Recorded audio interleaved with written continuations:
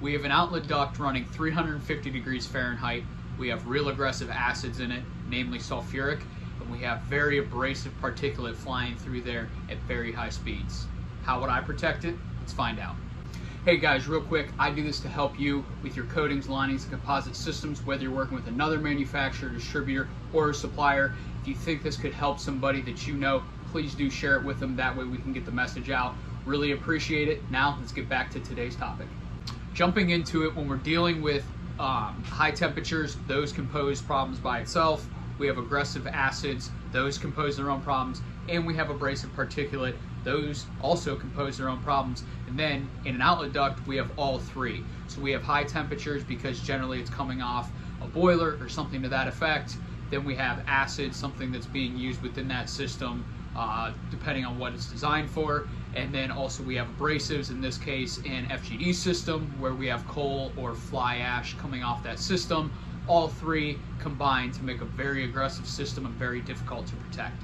So what I like to do is, especially when we're dealing with these systems where we have all three, is one, actually take a step back and evaluate the duct itself.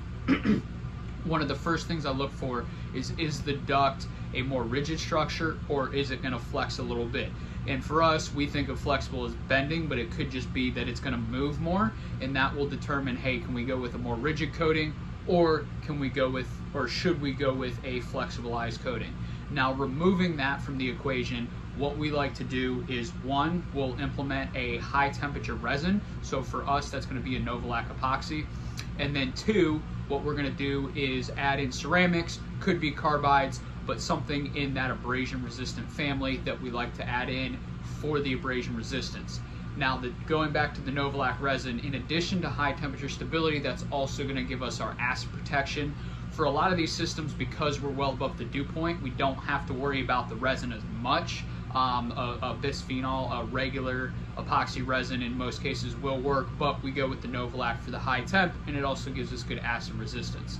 So again, just to recap, we have high temp, we have acids, we have abrasion. What we do is we do a Novolac resin, which takes care of the high temp and by rule takes care of the acid resistance, and then we add in ceramics or carbides, and that gives us our abrasion resistance so that we can withstand everything that's going through that ductwork. If you guys have any questions, drop a comment down below. Be happy to help you. As always, appreciate you guys. Godspeed.